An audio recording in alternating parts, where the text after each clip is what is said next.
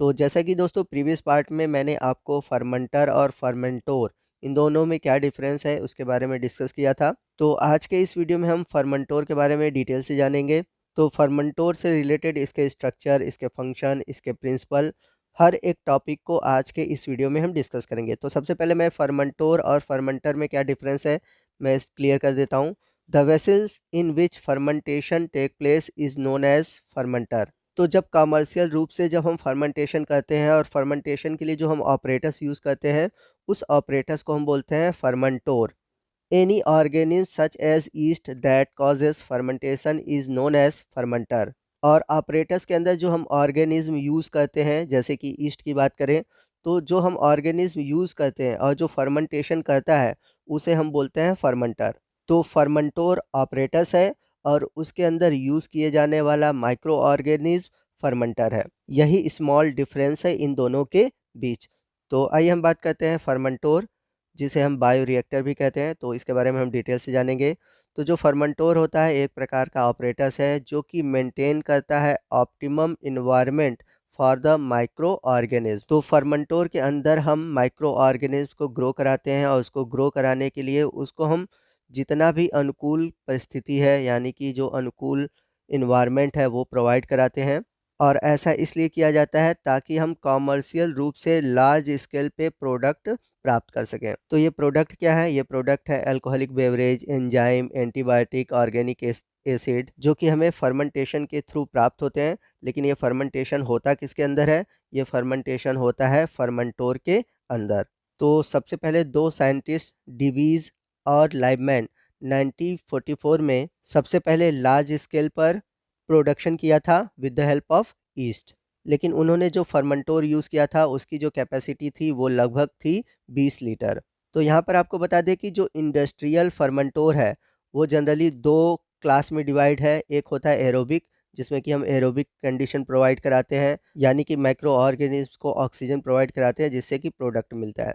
दूसरा जो क्लास है वो है एनएरोबिक, जिसमें कि हम ऑक्सीजन के अब्सेंस में फर्मेंटेशन कराते हैं। तो ऑक्सीजन के प्रेजेंट और अब्सेंट के आधार पर ये दो मेजर क्लास हैं फर्मेंटोर के। आइए नेक्स्ट हम बात करते हैं कि क्यों फर्मेंटोर का यूज़ किया जाता है, यानी कि फर्मेंटोर क्यों बनाया गया है। तो जैसा कि हम सभी जानते हैं कि लार्ज स्केल पे जब हमें प्रोडक्शन करना होता है, यानी कि फर्मेंटेशन करना होता है, तो वहाँ पर हम फर्मेंटोर का यूज़ करते हैं। तो उस केस में स्टरलाइजेशन है, टेम्परेचर कंट्रोल है, पीएच कंट्रोल है, फोम कंट्रोल है। फोम कंट्रोल का मतलब कि जब शुगर या जितने भी ऑर्गेनिक प्रोडक्ट है जब उनका फर्मेंटेशन होता है तो वो सड़ते हैं और झाग उत्पन्न होता है। तो उनके जो झाग है, यानी कि जो फोम है, उनको कंट्रोल किया जाता है। तो ये जो कंट्रोल है ये फर्मेंटोर के द्वारा ही पॉसिबल है। इसके अलावा एरिएशन और एजिटेशन, सैम्पलिंग पॉइंट, और उसके अंदर जो इनोकुलेशन के थ्रू यूज़ हुआ माइक्रो ऑर्गेनिज्म है या फिर उसके अंदर जो कल्चर मीडिया है उसको कैसे मेंटेन किया जाए, और फर्मेंटेशन के थ्रू जो प्राप्त हुआ प्रोडक्ट है उसे कैसे हम हार्वेस्ट करें या फिर उसको कैसे हम ड्रेन करें। इसके अलावा जो फर्मेंटोर है वो प्रोवाइड कराता है hot cold water, germ free air, यानी कि नॉन कंटामिनेटेड आपको एयर प्रोवाइड कराता है फर्मेंटेशन के लिए। तो इन सभी बेनिफिट के कारण ही फर्मेंटोर का यूज़ किया जाता है। आइए नेक्स्ट हम बात करते हैं फर्मेंटोर की साइज़ के बारे में। The size of fermentors ranges from 1 to 2 litre laboratory fermentors to 5 lakh litre ORR, even more fermenters of up to 1.2 million litre. तो जो फर्मेंटोर की साइज़ होती है, अगर हम लेबोरेटरी फर्मेंटोर की बात करें तो वो लगभग 1 से 2 लीटर का होता है। लेकिन अगर हम कॉमर्शियली बात करें तो ये लगभग 5 लाख से लेकर 1.2 मिलियन लीटर तक का हो सकता है। तो इसकी जो साइज़ है वो वेरी करती है, डिपेंड करता है कि हम कहाँ पर किस यूज़ के लिए इसका उपयोग कर रहे हैं। आइए नेक्स्ट हम बात करते हैं फर्मेंटोर की बेसिक डिज़ाइन के बारे में, या फिर आप कह सकते हैं फर्मेंटोर के बेसिक डिज़ाइन के बारे में। तो यहाँ पर आप देख सकते हैं कि क्लोज्ड वेसल्स है जिसे हम जैकेट कहते हैं, और इसी जैकेट के अंदर न्यूट्रिएंट मीडिया को फिल किया जाता है for the growth and metabolic activity of micro organism. इसके सेंटर में एक एजिटेटर शाफ्ट पाया जाता है जिसका यूज एजिटेशन के लिए किया जाता है। इस एजिटेटर शाफ्ट के साथ इम्पेलर जुड़े होते हैं जो कि मीडिया को एजिटेट करने में यूज़ किए जाते हैं। तो ये जो एजिटेटर शाफ्ट है यह मोटर से जुड़ा होता है, और मोटर क्या करता है, इस एजिटेटर शाफ्ट को रोटेट करने का काम करता है। तो इस मोटर के थ्रू जो एजिटेटर शाफ्ट है इसके स्पीड को कंट्रोल किया जाता है। तो जो मोटर का स्पीड है वो डिपेंड करता है कि उसमें कौन-सा कल्चर मीडिया यूज़ किया जा रहा है, किस तरह का कल्चर मीडिया यूज़ किया जा रहा है और उसमें किस तरह के माइक्रो ऑर्गेनिज़्म के सेल यूज़ किए जाते हैं। तो उसके अकॉर्डिंग हम मोटर के स्पीड को कंट्रोल करते हैं। अब इस जैकेट के चारों तरफ एक कूलिंग जैकेट की कवरिंग होती है और इसमें ठंडा पानी जो होता है वो सर्कुलेट करता रहता है। तो एक तरह से इसका जो काम होता है टेम्परेचर को रेगुलेट करना। इसके अलावा इसमें कई तरह के इनलेट होते हैं जैसे कि एसिड बेस को कंट्रोल करने के लिए एसिड बेस इनलेट होता है। उसी तरह फ़ोम को कंट्रोल करने के लिए एंटी फ़ोमिंग एजेंट इनलेट होता है। गैस को फ़िल करने के लिए गैस इनलेट और ये जो गैस इनलेट होता है वो गैस फ़िल्टर के साथ होता है। उसी तरह गैस प्रेशर को मेज़र करने के लिए प्रेशर गेज लगा होता है। इसके अलावा इसमें कुछ सेंसर लगे होते हैं जो कि pH, temperature, dissolve oxygen, gas in सभी का मॉनिटरिंग करते हैं। मीडिया और प्रोडक्ट की रिकवरी के लिए इसमें आउटलेट लगे होते हैं जिसके थ्रू हम ड्रेन करते हैं। This is the basic structure of fermentor or bioreactor. तो आइए मैं बता देता हूँ कि फर्मेंटर के जितने भी पार्ट हैं उनके फंक्शन क्या हैं। तो सभी पॉइंट्स को मैं बहुत शॉर्ट में आपको बता दूंगा ताकि आपको अच्छे से समझ में आ जाए।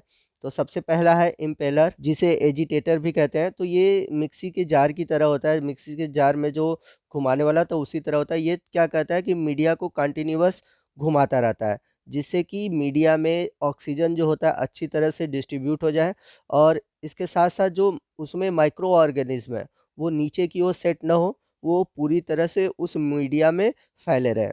तो माइक्रो ऑर्गेनिज़्म के इक्वली डिस्ट्रीब्यूट होने से जो प्रोडक्ट होता है इक्वली बनता है। नेक्स्ट है स्पार्जर या एयरेटर। तो ये क्या करता है कि मीडिया को ऑक्सीजन देने का काम करता है। इसका use generally aerobic fermentation process में किया जाता है। इसके बाद है बफल्स या वॉर्टेक्स बीकर्स। तो ये क्या कहते हैं कि जब हम कल्चर मीडिया को अच्छे से घुमाते हैं, तो उस समय ये बेटर मिक्सिंग प्रोवाइड कराते हैं।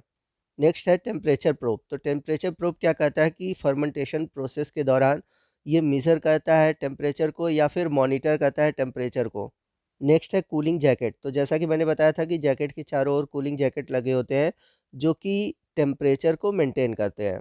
इसके बाद है पीएच प्रोब। तो पीएच प्रोब क्या करता है, जो मीडिया है उस मीडिया का पीएच क्या चेंज हो रहा है उसको मॉनिटर करता है। इसके बाद है लेवल प्रोब। तो लेवल प्रोब क्या करता है, ये देखता है, मेज़र करता है कि जो मीडिया है वो ऊपर नीचे नहीं ना हो रहा है और हमने कितना मीडिया भरा हुआ है फर्मेंटोर में। इसके बाद है फ़ोम प्रोब। तो फ़ोम प्रोब डिटेक्ट करता है कि कितना फ़ोम का प्रोडक्शन हुआ है फर्मेंटेशन के दौरान। फिर उसके बाद है एसिड बेस। यदि फर्मेंटेशन के दौरान मीडिया में एसिड एनवायरनमेंट होता है तो वहाँ पर बेस का यूज़ करते हैं न्यूट्रलाइजेशन के लिए और यदि बेसिक एनवायरनमेंट होता है तो वहाँ पर एसिड का यूज़ करते हैं न्यूट्रलाइजेशन के लिए। इसके बाद है एंटी फ़ोम। तो जो फ़ोम का फॉर्मेशन होता है उसमें ऐसे कुछ केमिकल डालते हैं कि जो फ़ोम का प्रोडक्शन होता है वो रुक जाता है। इसके बाद है सैंपलिंग पॉइंट। तो सैंपलिंग पॉइंट के थ्रू जो मीडिया है उसको डाला जाता है। इसके बाद है वाल्व्स। तो वाल्व्स क्या करती है, रेगुलेट करती है लिक्विड और गैस के फ़्लो को। तो कहने का मतलब है कि जब फर्मेंटेशन प्रोसेस होता है तो उसमें जो गैसें प्रोड्यूस होती हैं या लिक्विड प्रोड्यूस होती हैं एक्सेस, तो इस वाल्व के थ्रू वो निकल जाती हैं। इसके बाद है कंट्रोल पैनल। तो कंट्रोल पैनल क्या करता है, मॉनिटर करता है all the parameter in the system. तो फर्मेंटोर के अंदर जितने भी पैरामीटर है, चाहे वो टेम्परेचर हो, पीएच हो, इन सभी पैरामीटर को कंट्रोल करने का काम करता है कंट्रोल पैनल। इसके बाद है इनलेट एयर फ़िल्टर। तो ये क्या कहता है, एयर फ़िल्ट्रेशन का काम करता है। फर्मेंटेशन के पहले जो हम एयर भेजते हैं उसको फ़िल्टर करता है। इसके बाद है एग्ज़ॉस्ट एयर फ़िल्टर। तो एग्ज़ॉस्ट एयर फ़िल्टर क्या करता है, प्रिवेंट करता है जो कंटामिनेटेड एयर है, यानी कि कंटामिनेटेड एयर को फर्मेंटोर में आने से रोकता है। इसके बाद है रोटामीटर। तो ये क्या करता है, मेज़र करता है rate of liquid and rate of air. इसके बाद है डिज़ोल्व ऑक्सीजन प्रोब। तो ये मेज़र करता है कि मीडिया के अंदर कितना ऑक्सीजन डिज़ोल्व है यानी कि घुला हुआ है। लास्ट है प्रेशर गेज। तो प्रेशर गेज क्या करता है, ये मेज़र करता है कि फर्मेंटोर के अंदर क्या प्रेशर डेवलप हुआ है, मतलब कितना प्रेशर उसके अंदर है। तो यहाँ पर आप डिटेल डायग्राम को देख सकते हैं, बाकी जितने भी पार्ट हैं जिसके बारे में मैंने पीछे आपको फिगर में नहीं बताया हुआ है, तो वो सभी पार्ट आपको इसमें देखने को मिलेंगे, जिसके बारे में मैंने आपसे अभी टेबल में डिस्कस किया था। तो टेबल में जितनी भी चीज़ें हैं, यानी कि जितने भी पार्ट हैं, उनके आपको स्ट्रक्चर इस फिगर में देखने को मिल जाएँगे। तो आप अच्छे से सभी पार्ट को देख लीजिए, उनके क्या फ़ंक्शन है, वो सभी नोट कर लीजिए। आई होप आपका फर्मेंटोर से जुड़ा हुआ जितना भी टॉपिक है वो क्लियर हो गया होगा। और यहाँ पर एक पॉइंट मैं और कहना चाहता हूँ कि आपके एग्ज़ाम में अगर फर्मेंटर देता है तो उसकी जगह आप फर्मेंटोर की जुड़ी हुई जितनी भी चीज़ें हैं आप लिख सकते हैं। ये नहीं कि आप कन्फ्यूज़ हो जाएँ कि फर्मेंटर अलग है, फर्मेंटोर अलग है। क्योंकि आपके सिलेबस में सिर्फ़ फर्मेंटर दिया है, तो वहाँ पर फर्मेंटर का सेंस फर्मेंटोर से ही है। तो एग्ज़ाम में आप ये गलती मत करिएगा, फर्मेंटर आता है तो आपको फर्मेंटोर के बारे में ही लिखना है। आई होप आपका डाउट क्लियर हो गया होगा। तो दोस्तों आपको आज का वीडियो कैसा लगा कमेंट करके ज़रूर बताइएगा। वीडियो अच्छा लगा हो तो वीडियो को लाइक और शेयर करना मत भूलिएगा। और चैनल पर आप यदि हमारे नए हैं और अभी तक आपने हमारे चैनल को सब्सक्राइब नहीं किया हुआ है तो प्लीज़ चैनल को सब्सक्राइब कर लीजिए ताकि जब भी मैं इस तरह के वीडियो अपलोड करूँ उसका नोटिफिकेशन आप तक पहुँचता रहे। तो मिलते हैं अगले वीडियो में अगले टॉपिक के साथ, तब तक के लिए जय हिंद, जय भारत।